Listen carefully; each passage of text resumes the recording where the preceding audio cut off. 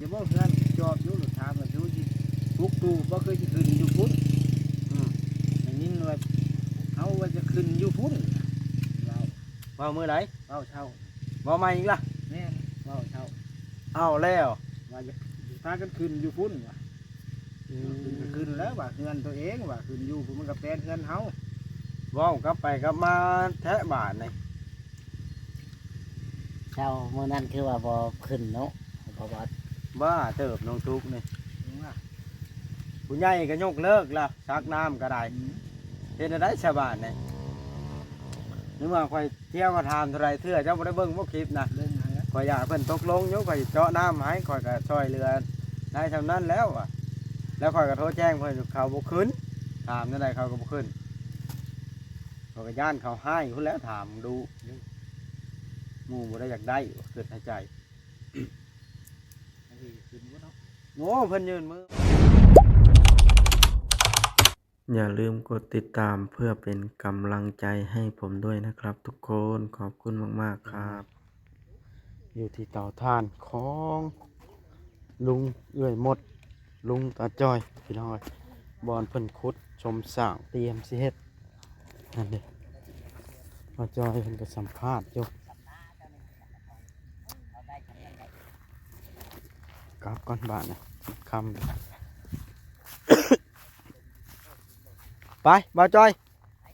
ครับคนนี้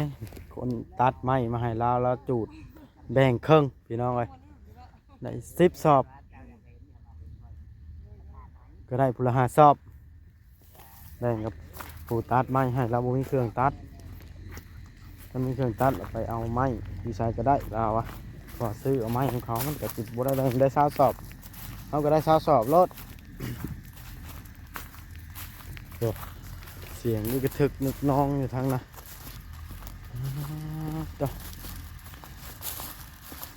ปัดต่อโอ้เสียงใดนี่มีหมดใดไหม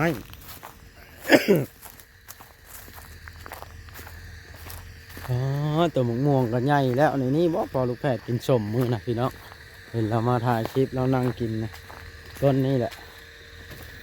คนว่าเสียงเชิกสิเกิดมันเสียงเพิ่นปั้นได้โคตรกระเลือดอกโอ้ยูหันสายางซอดยูหันเด้ดงอยู่น้ำสายางหัวพี่น้องเลยแต่เป็นกี่จีตกแล้วน้องปลาไอ้หมดมิแต่น้องใหญ่ๆ2 น้องนั่นน้องนี้เลี้ยงเป็ดเลี้ยงไก่เลี้ยงปลาลูกพันขายก็ได้โอ้จนเหลือบ่าในพากระจาดจัดนักอะไรนี่ไม่ใช้พอจอยนะนะเพิ่งสัมภาษณ์พอจอยก่อนเด้อสบายดีพอจอยขอสัมภาษณ์พอจอยจักเล็กจักหน่อยในนัดบ่าในก่อนครับมันค่ำแล้วเป็นนึ่งข้าวแน่แล้วหมดเจ้านะผมมีคนหนึ่งแน่เนาะกินน้ำนึงก็หมักลำไยในติดไอให้ร้านไปเลยครึ่งหนึ่งแบ่งร้านแล้วบ่แม่นเอาดีซอยกันไอ้ไอ้รับอยู่หมดแล้วไอดีนี่แล้วเนาะ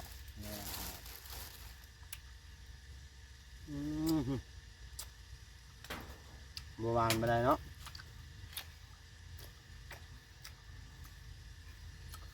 พอไปเบิ่งพื้นเมื่อยแล้วพื้นนั่นแหละเสียวลงเตาแบบใดนัดเปิดนี้แนวสุดถามเจ้าพอจอยเรื่องไหนอ่ะเจ้าบอกเพชรนะเจ้าบอกหมูเป็นเราเนาะหมูเป็นนะแสดงว่าน้องตุ๊กกับบัวทันนี่บัวทันผัวน่ะเป็นผู้บอกทั้งแม่มดนี่แล้วคือสิบ่เป็นดอกไม่ใช่ก็บ่ได้เป็นเนาะทั้งนั้นน่ะเป็นผู้บอกแล้วน้องตุ๊กเราบ่จักว่าผัวตัวเองบอกว่าในใดซะ ค่อยนะว่าสิไปซักน้ำให้เจ้าได้เบิ่งอยู่บ่คลิป เรื่องอยู่ เป็นไรจังบ่เอาน้ำนะ นั่นแหละ ฮะ ยังวะ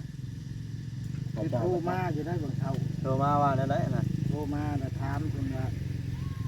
ถามเนี่ยปุ๊กเล็ดนะทุกปุ๊กถูกบ้องวะ ยังวะแต่ถามทุกขึ้นจออย่าบอกเพื่อนจอบอยู่หรือถามว่าทุกที่ปุ๊กถูกบ่เคยจะขึ้นอยู่พุ่น อืม อย่างนี้ว่าเขาว่าจะขึ้นอยู่พุ่นเรา ว่ามื้อไหน เราเช่า บ่มาอีกล่ะ แม่เราเช่า เอาแล้ว ว่าจะพากันขึ้นอยู่พุ่นวะขึ้นแล้วว่าเงินตัวเองว่าขึ้นอยู่มันก็เป็นเงินเฮา เว้ากลับไปกลับมาแทะบาทนี่ เจ้าเมื่อนั้นคือว่าบ่ขึ้นเนาะบ่บ่ บ้าเติบน้องทุกนี่ผู้ใหญ่ก็ยกเลิกละซักน้ำก็ได้เฮ็ดได้ชาวบ้านนี่นึกว่าค่อยเที่ยวก็ถามเท่าไรเทื่อเจ้าบ่ได้เบิ่งบ่คลิปนะ เรื่องอะไร ข่อยอยากให้เพิ่นตกลงอยู่ข่อยสิเจาะน้ำให้ข่อยก็ช่วยเหลือได้เท่านั้นแล้วอะแล้วข่อยก็โทรแจ้งเพิ่นอยู่เขาบ่ขึ้นถามจังไดเขาก็บ่ขึ้นเขาก็ย่านเขาให้พุ่นแล้วถามดูหมู่บ่ได้อยากได้เกิดในใจ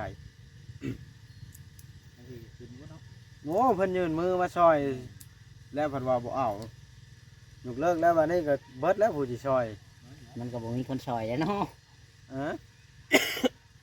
ย ามเพิ่นอยากซอยบ่เฮาบ่คั่วเอาหยังคือกันแล้ว บ่คว้าเอาฮับเอารวมเพิ่นแพงเว้าง่ายๆซะโอ้เพิ่นโทรมาเช้าๆชดๆมันมาดนี่บ่ได้นะ เจ้าตอนประมาณโมง9 โมงนี่แหละ เพิ่นคือโทรได้บาดนี่กดบล็อกได้จังหวะเนาะ จังหวะเป็นโทรมา อืมทีแรกว่าโทรบ่ได้วันนี้ว่าโทรได้ห่วย แจ้งกระถามมือน่ะ น้องแต่ก็ถาม ถาม มันแกว่าโมว่าเจ้าสิไปเจ้าสิบอกปิ่นเห็ดให้ปัดเป็นน่ะ เจ้าชอบลูกบ่นะ จะเลยแต่เก่าอยู่นู่นกันอย่าเห็ดหยังอยังนี้แต่ให้น้องแต่เห็ดให้จักบอกน้องได้บุหูจักน้องบอกเห็ด อืมก็ได้ ทางเล่าให้สุดเนาะเพิ่นเว้าว่าสิขึ้นอยู่บ่ แม่นเพิ่นว่าสิให้จะขึ้นอยู่เฮือนคนได้เพิ่นว่าจะขึ้นก็ขึ้นว่ะให้ปฏิเว้าหยังว่าขึ้นก็ขึ้นไปอยู่เลยแล้วว่ะ เจ็บหัวน้ำน้องตุกเด้บาดนี่วานนี้นี่ได้ข่อยถามนะ อ่า ว่าบ่ขึ้นเพิ่นเว้าทั้งผัวทั้งเมีย มันยากเพิ่นเว้าว่ะยากมันยากจะขึ้นอยู่เฮือน ย่าได้น้ำแล้วมันขึ้นป้าแหงคนเนาะ แม่ โอ้ย มันก็บ่ได้เด้เนาะ เดี๋ยวไปสิได้ยกเลิกล่ะผู้ใหญ่เพิ่นก็ว่าค้านเว้าน้ำแล้วอ้าวแล้วแต่แล้วว่ะบ่ได้แล้วแต่ผู้รับผู้ใหญ่ว่ะมันก็บังคับเพิ่นบ่ได้ได้บาดนี่ว่าครับมาซอยอีกเด้อจังซั่นจังซี่น่ะเนาะ แม่นแล้ว ส่วนเพิ่นใจดีเพิ่นอยากช่วยครับเอาพัด บ่ฮับเนาะ คว้าเอาค่อยละพีเข้าไปถามเท่าไรมือเท่าไรเว้น เอาละงงเด้บัดนี้ โอ้ย เฮ็ดหยังบ่ถูกอยู่แล้วมันสิกลับมาไปถามอีกวันนี้บ่กล้าถามใหญ่ก็ไปบ่ซอยอีกแล้ว เพิ่นยาละ แนวเพิ่นยาแล้วก็บ่ได้นึงเดียว จังบ้าแฮงคือบัวติ่มบ่วะเจ้าบ่ได้บอกลูกว่าจะเบิ่งคลิปแล้วก็ฮิปขึ้นไปอยู่ลูกก็ได้ผมเพิ่นอยากซอยเหรอ บอกนี่บอกก็คืออย่าไปถ่ายให้บอกมันก็บอก ฮะ บอกมันก็บอกอย่าขึ้นมันอะไรว่าอย่าขึ้นไปอยู่ จักเว้าในใดเนาะ ว้าวบ้า เว้าลบไปลบมาอยู่ กลับไปกลับมาอยู่ให้ก็ว่าอหย่าง แต่ นี้ จริงคือกันว่าเว้าว่าพ่อบอกเพชรอันนั้นน่ะยันเป็นผัวมันหันเป็นถูกบอก ปวดหัวเด้ครับนู่นแต่ก็โทรมาอยู่กับมือโทรเพิ่นก็ให้อันทางอันน้องตุ๊กก้นกุมม่วงบ่บอกเพิ่นก็ได้ กุมม่วงเท่าไรต้นตะก้นเอาต้นหนึงกำลังเวียนไว้ อย่าได้กดเลยก็อยาได้ นั่นแหละจังว่า อื นะ ม เราบ่ให้ก้นกับพ่อสิโทรบอกเอ้ยนะเนาะ ปรึกษากันแล้วว่าเอ้ยน้องน้อยบ่หลายก็ได้ เฮาบ่ปรึกษากันก็ ทุก บ่ เรา ฮู้ สิ เล รู้ ย จักปรึกษาผู้ใดฉันแล้วก็บอกเว้ากลับไปกลับมาแหละก็เลยเป็นชุดของคิด เอาลูกหน้าลูกหลัง เว้าขาดแล้วว่าในว่าสิบ่ขึ้นอยู่ ห้าเก้าเนี่ยว่าจะขึ้นไปอยู่ มาเช้านี้ว่าจะขึ้นไปอยู่เดี๋ยวมันก็ตายแต่พูดเว้าน้ำนี่แหล้วเนาะ มันไปว่าบ่ถือกเลยติ น้องแต่จักเพิ่นสิขึ้นในใดบาดนี้น้องเว้าแบบนั้นอีกเนาะ จังว่า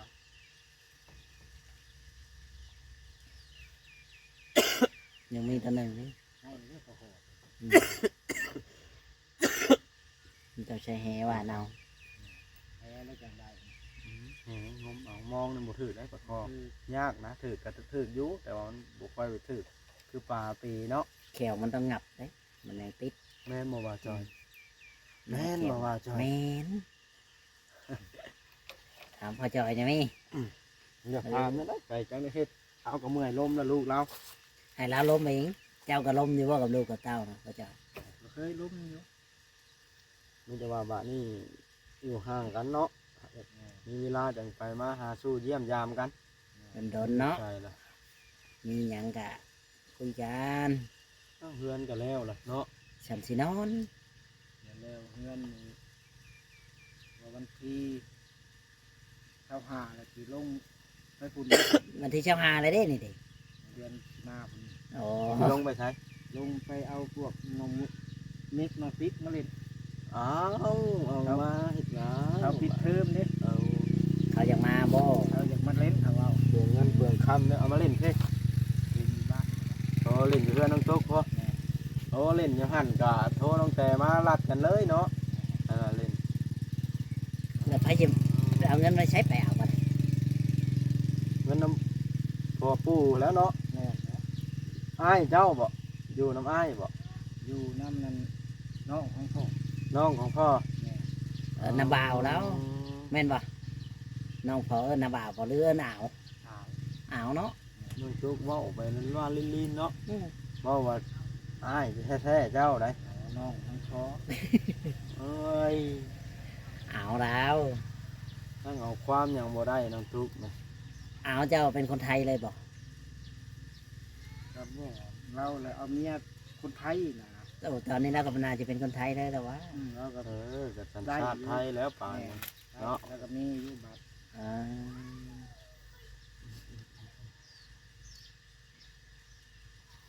ดีเจ้าเป็นคนไทยเลย เราบ่มีลูกบ่มีเต้าบ่ นี่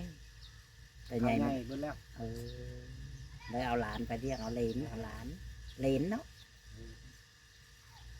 เหลนไปเลี้ยงซอยอืม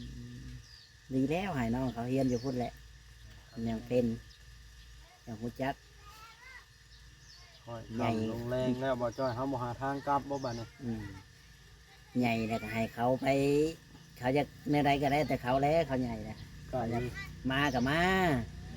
เขาบ่อยากมาเขาจะอยู่พุ่นกันแล้วแต่เขา แต่เขา ทำน้ำทุ่งน้ำทาง เรา ได้เนาะ ก็ห้ามบ่ได้เลย บ่เมื่อแล้วเนาะมาอันนี้เนาะ เดี๋ยวนี้ก็หาถ่ายนี่ก็หาได้8 นาทีเอง แม่นบ่ แม่นี่นแหละเจ้าได้9 นาทีหรือได้10นี่แหละเจ้าถ่ายก่อนค่อย จังหน่อยก่อนซะเนาะ อืมม่วนอยู่ว่าพ่อจอยนอนอยู่พี่นะ คอยเบิ่งสีหน้าลาวนี่เนาะพออยู่ เรายิ้มแย้มอยู่ได้แล้วเราบกเครียดคือตอนเราอยู่ ห้องแถวเนาะตอนอยู่ห้องแถวหน้าเสากำ เป็น ดำ อะไรคือหน้าเช่าแท้อยู่ของแถวนะเราให้พังเลยนะ มันบ่อิสระเนาะอยู่นี่แล้วมันอิสระ หรือว่ามันโล่งหายใจอากาศมันโล่งบ่อยู่เพิ่นบ่จักทั้งเห็ดทั้งออกทั้งเข่าจักสิไปอยู่ใส่เป็นรักเป็นแหล่งบ่อันนี้มีบ่อนเป็นรักเป็นแหล่งน่ะเด้ก็ปักหลักปักฐานไว้แหละจังใดก็สู้ต่อไป อืม พ่อจอยมันอย่างสิ วัยรุ่ อัน น นั้น เขา แหละ เห็นรอบตัดแล้วเนาะเราอยู่แบบนี้เหมาะล่ะเรือนติดหนองตะนางมาอ้อมเลี้ยงปลาดุกเลี้ยงเป็ดเลี้ยงไก่รักษาบ่ให้งัวควายลงหนองอันนี้ซื้อปลาดุกจัก100,000โตนี่ปล่อยซ้ำสิขายตรงตลาด เนาะ อันว่าเพิ่นให้ปล่อยได้หรือว่าพระเฒ่าไม่เฒ่าให้ปล่อยก็ปล่อย ห่วงเนาะ หา เพียงเพิ่นสิบ่ให้ปล่อยเนาะ ให้ปล่อยอยู่เนาะ แม่นว่าโอ้ยลูกเพิ่นหลายคนนี่ว่าเจ้าปล่อยข่อยบ่ได้ปล่อย อ้าวมั ว่าน อยา ส ก อง หา น้อ กิ ง นก็บ่ได้ น้องๆนะมันบ่อยอะไรปล่อยเป็นน้องนี้ ต้องถามป้าถามลุงก่อนนี่ ตาให้เพิ่นปล่อยน้องตัวนั้น มันใหญ่ตัวน่ะเนาะเจ้าเฮือติดเทือนเจ้าตัวนี้เจ้าปล่อยเจ้าก็ดูแลเอา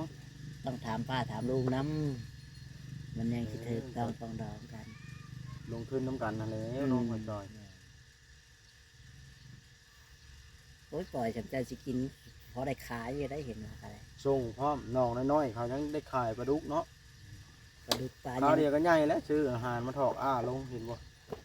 ปลาดุกตามวัดตามว่าตัว มัน สำ บ่ คัญ มีเงินชื่อดีเดียว อ้าวหาทุนไปจักหน่อยพุ่นแล้วว่า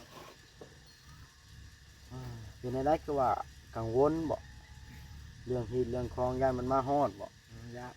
ฮะ ยานมันฮอดอยู่นะ เรามาฮอดเพิ่นดินเอาแล้วมันสิบ่อยู่บ่ม้วนเนาะ เนี่ยได้สิหาในได้เลยเรื่องกินเรื่องของ เรียกว่าสิผ่านนั่นแหละ การสิทันเนี่ยบ่นะ จังว่า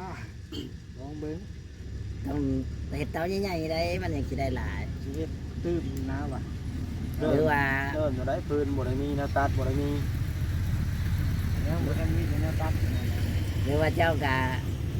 ยืมลุงก่อนบ่หรือว่าในใดมาใช้ทำหลัง แม่ ขันลุงมีว่ายืมป้ายืมลุงก่อนหอยลับปากเขาก็ต้องใช้เขาให้มันได้ เขาก็ลูกเต้าเขาก็หลายเนาะหรือว่าในใดปรึกษากันเนาะพี่น้องโอ้ในนี้ยุบป่าดุกก็มี ปลาคอปลาดุกปลาเข่งแล้วน้องเนาะ มันมี บอนบุ้ยบุ้ยยำแรงมันบอนอยู่แล้ว กันมีแหในตัวกว้างลงไปงมเอาพอได้ปิ้ง อยู่จนมืดจนค่ำเลยกับบ่าวจ้อยซาแนววันนี้เนาะ นี่ บ่แม่นของเล่นๆเด้ออันนี้ เดี๋ยวฉันทำฉันมื้อทางพอจอย ไปบ่าวจ้อย ฮะ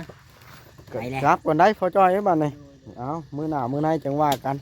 จังพบพ่อกันเนาะครับแหละก็สิไปเบิ่งทางนั้นก่อนกระเจ้านึ่งข้าวนึ่งปลาเฮ็ดแบบใดทางเฮือนครัวซานลานแป้นคนสุดท้ายพอจ้อยกันแล้วเฮือนซานโอ้ตะเวนกระตกบาดน่ะปัดไก่คอยครับเมื่อเลยพี่น้องไอ้รถรางพาหนะก็หลายโลเติบอยู่60-70 โลนี่แหละจามฮอดเฮือน80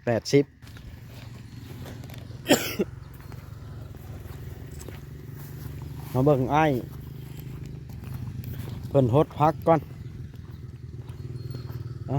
แต่เพิ่นใดฮดพักอันนี้กินนะ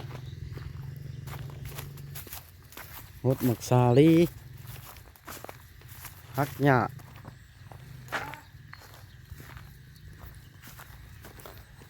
ทั้งหมักแตงหมักสาลีพ่อหม้อให้อันนี้ต่อ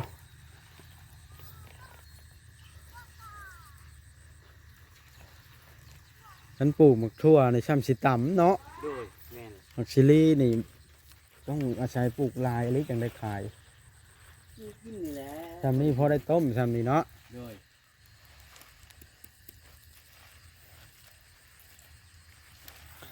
พักกะลัดกะโอ้ปลูกแล้วกินตลอดปีอะไร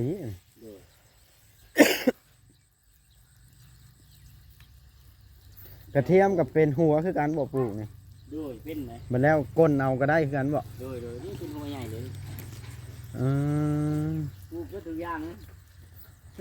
สู่อันสู่แนว โดย